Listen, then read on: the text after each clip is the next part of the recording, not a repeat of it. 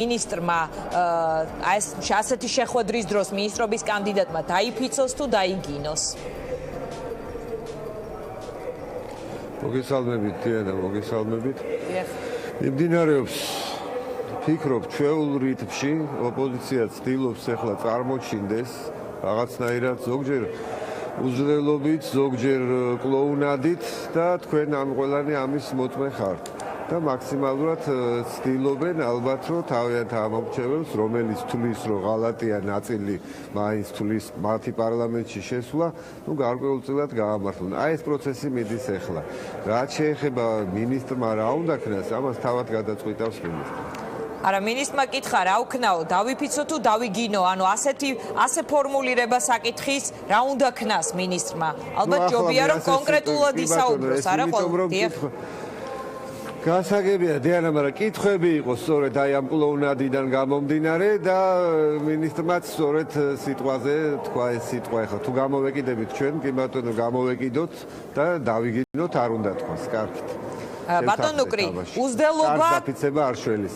საჭიროა მხოლოდ და მხოლოდ ობიექტური პასუხები და არც ფიქრობ რომ ახლა უნდა იყოს პასუხები გადაჭარბებული, იმიტომ რომ კითხვები არის კითხვებისათვის და არა იმისათვის რომ მათ პასუხები მოისმინონ. ახლა ამას თუ დაკვირვებაც არ უნდა, მე მგონი ძალიან კარგით, მოდით მოусმინოთ პრემიერი ჩაერთო ამ დისკუსიაში, ჩვენ შეგვიძლია ფრაგმენტი მოვისმინოთ და შემდეგ გავაგრძელოთ.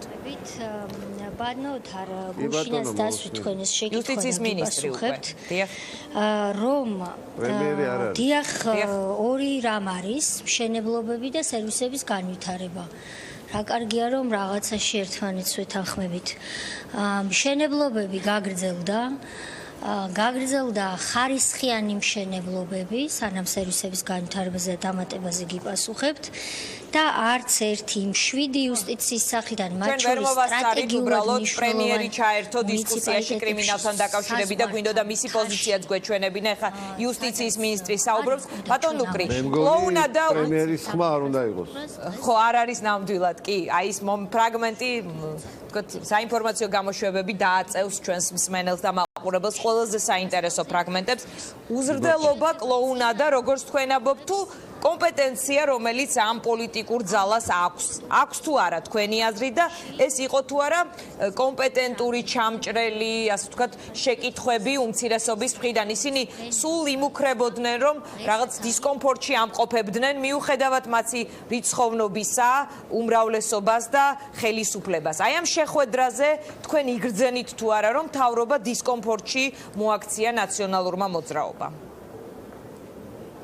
ეს არის ჩვეულებრივი რეგლამენტის დაცვითი შეხვედრა, თორემ ისევ ფიქრობ, რომ მთლიანად როგორც პროცესი მიმდინარეობდა, ახლა ბეში გადაში გუყურებ, ბუნებრივია და მთლიანად ეს არ მინახავს, მაგრამ აბსოლუტურად გასაგებია, თუ რა მცდელობა და მეცადინეობა მიდის ოპოზიციის მხრიდან. ისინი ცდილობენ ახლა, რომ თავის წარმოჩინება პარლამენტში, ზოგი ახალი წევრია და ერთმანეთის დასანახად, ზოგი ცდილობს მაყურებლის დასანახად, მათ პასუხები ნამდვილად არ აინტერესებს. ნაწილობრივ ეს გადავიდა თქვი კლოუნადაში, ნაწილობრივ მათ უკვე სიტყვა გაექცა და უზრდელობაში გადავიდა და ეს უკვე აღზრდის საკითხია, ახლა სხვანაირად ვერ დაარკვევ.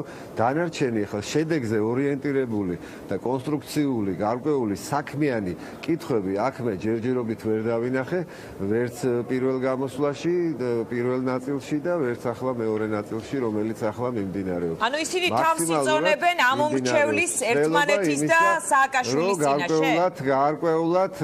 გარკვეულად ერთმანეთი სააკაშვილისაც ნაწილის ალბათ ვისაც კიდე ჯერა სააკაშვილის არის ეგეთი ხალხის პარლამენტში მოხვედრილი მათ 67 კაცში არის აქ მეორე ალბათ სხვა ლიდერისთვის და ერთმანეთს და თავის ნათესაობას ალბათ უმტკიცებენ იმას რომ ისინი რამაგრები არიან, მაგრამ სამწუხაროდ კი არა საბედნიეროდ უზრდელობა არავითარი გმირობა აღარ არის და არც ახლა ესეთი ვითომ გაბედული კითხვები ნამდვილად არ არის გმირობა მაშინ იყო სწორედ როდესაც თითოეულ სიტყვაზე ოჯახს გიწიოკებდნენ და ნებისმიერი რაღაცა გარკვეული თუნდაც უხეში სიტყვისთვისაც კი პასუხს აგებდა ხოლმე არა მარტო თვითონ მთქმელი, არამედ მისი სანათესაო.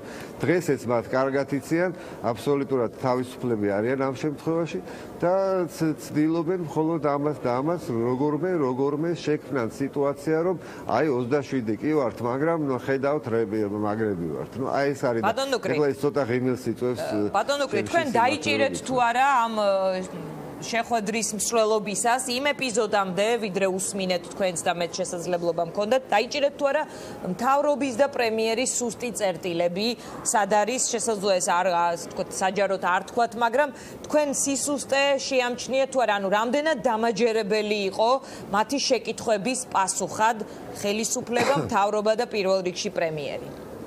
რომ ის იყო ძირითადი ადრესატიც და პასუხის გამცემიც. პრემიერი მაქსიმალურად ცდილობს, როგორც პრემიერი და ასევე მთელი გუნდი ცდილობს, რომ აი ამ ზოგჯერ უდაოდ უზრდელურ გამოხტომებს ძალიან კორექტული პასუხები გაეცეს, რამდენადაც კი ეს შესაძლებელია და ძირითადი ეხლა მეცადინეობა სწორედ როგორც ვატყობ, აქეთკენ მიდის მათი მხრიდან, რომ არ გაექცეთ სიტყვა, მართლაც ნერვებზე რა ემოციაზე არ გადავიდნენ და შეინარჩუნონ გარკვეული წონასწორობა და ამას ისინი კარგად ახერხებენ და საკმაოდ თქვენ ალბათ ატყობთ, რომ ყველა პასუხი იყო აბსოლუტურად გულწრფელი, დამაჯერებელი და მათ შორის ზედმეტადაც თავაზიანი ზოგჯერ. ბატონ ნუკრი, როცა ახსენებთ ზედმეტად თავაზიანობას, თქვენ აკეთებთ თუ არა აი თქვენთვის შედარებას წინა პრემიერსა და მოქმედ პრემიერს შორის? ღარიბაშვილი სხვა ტემპერამენტის კაცი იყო, სხვა ტიპის პასუხები ჰქონდა მას უმცირესობის შეკითხვებზე, მას ჰქონდა ორჯერ პარლამენტში შეხვედრა. კვირიკაშვილი ზედმეტად თავაზიანია ახსენეთ, ანუ თქვენ ვისი სტილი უფრო მოგწონთ ნაციონალურ მოძრაობასთან დებატების და პაექრობის დროს? აი ამ ეტაპს, რომელიც ეტაპშიც ახლა ჩვენ ვიმყოფებით და ეს არის დიანა თვისობრივად ახალი ეტაპი, აბსოლუტურად ახალი ეტაპი და ნუ შევადარებთ ახლა 2012 წლის არჩევნების შემდეგ მოსულ პარლამენტს. ეს იყო სრულიად სხვა ხასიათის, სხვა განწყობებით, სრულიად ახალი იყო ის ჭრილობები, რომელიც ჯერ მოუშუშებელი იყო აბსოლუტურად.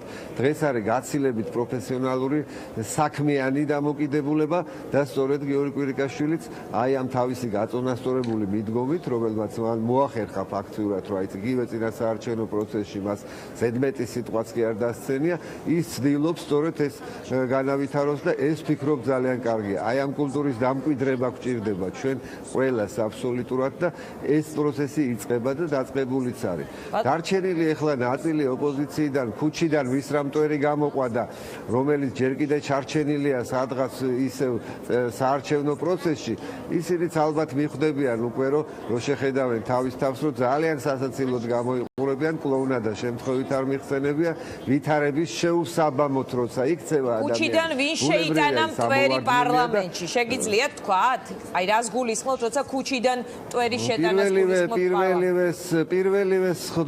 პირველივე სხდომაზე მელიამ მაგალითად აბსოლუტურად ქუჩური ხასიათი გამოავლინა იქა და ეს იყო სწორედ ისე მიტინგიდან წამოსული ადამიანს გავდა მას პარლამენტის ჯერ ვერაფერი ვერ გაუგია როგორც ჩანს, მაგრამ მე ვფიქრობ ამასაც რაღაც გამოცდილება ჭირდება.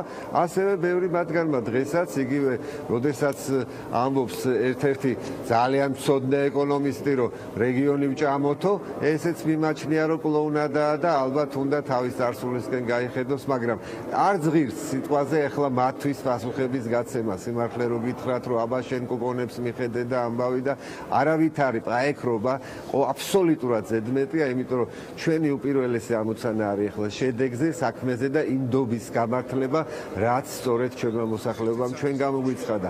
115 კაცი ახლა 27 ადამიანს ადგეს და პასუხები გასცეს ისეთნაირად, როგორც ახლა ისინი იქცევიან, ნამდვილად არ შეგვშველის და ამას თქვენი გუნდის ერთ-ერთი მინისტრი არამხოლოდ კუპონებზე და 9 წელზე, არამედ ბავშვობაზეც კი აკეთებდა აქცენტს, მაგალითად ელენე ხოშტარიას. აი ეს როგორ მოგეწონა, თუ წარსულისკენ ყურება არ არის კარგი, აი ესეთ ღრმა ბავშვობაზე და ვინ ფეხბურთს თამაშობდა და ზოგი ფეხბურთს თამაშობდით, ზოგი კალათბურთს და ასე შემდეგ.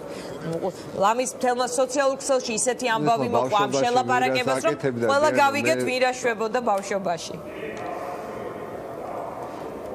თიამ რა თქვა ზუსტად ვერ გეტყვით, მაგრამ რამდენადაც ვიცი, გაიხსენა მან, ალბათ გაიხსენა ის, რომ გვირგვლიანის მეგობარი იყო თურმე ელენე ხოშტარია, ქალბატონი ხოშტარია და ის ახლა აბსოლუტურად საწინააღმდეგო მხარეს არისო და მე მგონი ეს იყო აზრი და ქვეტექსტი. ძველ ბიჭობდიო. კარგი, მინდა რუსთავიორთან დაკავშირებით კითხოთ, ბატონ უკრი. ისინი საკმაოდ პატარები არიან ჩემზე, დიანა და მე ახლა არ მახსოვს, არ ვიცი მათი ბავშვობა სიმართლე გითხრა. არც არის ალბათ საჭირო. მე მინდა რუსთავიორთან დაკავშირებით კითხოთ, რამდენიმე შეკითხვა დაისვა ამ თემასთან დაკავშირებით, ხელისუფლება მუდმივად მიანიშნებს, რომ ეს კერძო დავაა და ეს მას არ ეხება, თუმცა უმცირესობა დღეს ძალიან ხაზგასმით ეუბნებოდა, რომ ამ თემისგან ის ხელს ვერ დაიბანს და წავე კითხვები იყო ამასთან დაკავშირებით. თქვენთვისაც კიდევ ერთხელ კითხავთ, ეს არის კერძო დავა და სასამართლო პროცესი, რომელთანაც თქვენი ხელისუფლების რაიმე კონტაქტს, გავლენას, კავშირს არ აღიარებთ? არავითარი კავშირი ხელისუფლებას აი ამ სასამართლოსთან და მით უმეტეს ახლა დიდ პალატას გადაეცა და იგივე რა პროცესებიც წავიდა, ბუნებრივია.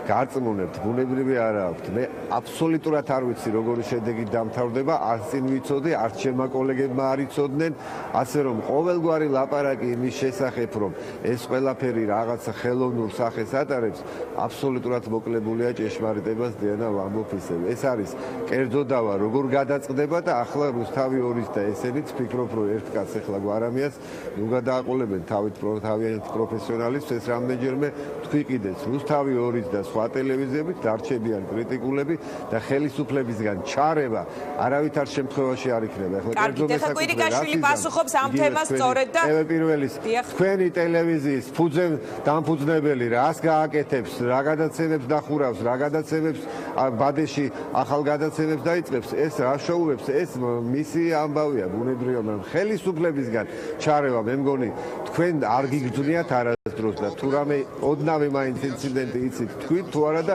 ჩვენ გვახსოვს არქივი ამოვიღოთ და ყველა საინფორმაციო სხვა ტელევიზიების როგორ გავდა ერთმანეთს ხო არ